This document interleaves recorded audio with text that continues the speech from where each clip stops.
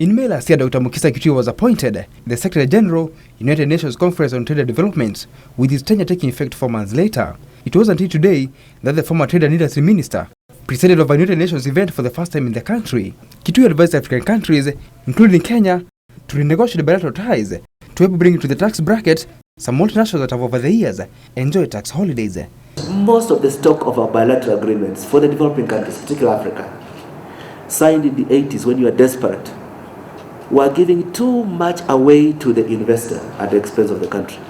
I know, and you can very easily find out, one of the largest chains of hotels in this country has up to today in its stocks an agreement with the Kenya government that it does not pay tax on imports. So those kind of agreements are the ones who are saying you must retire them. Dr. Kituyi says that the only way Kenya can attain economic stability is by increasing trade with African countries, as well as companies increasing wages for their laborers. We are not supporting is a notion that the only way to grow enterprise is to pay workers less.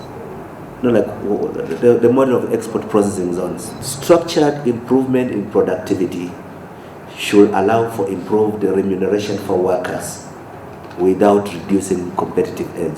He says the transfer pricing of products produced locally has also seen the country lose dearly, and call for adoption of value addition and transparency from investors, which he notes would save the country huge financial losses. Transparency is growing internationally. There is major effort, particularly led by the US, about closing down tax havens. There's major effort in some areas because they hurt the interests of developed economies. And we're saying the ones that hurt the developing countries most are mispricing.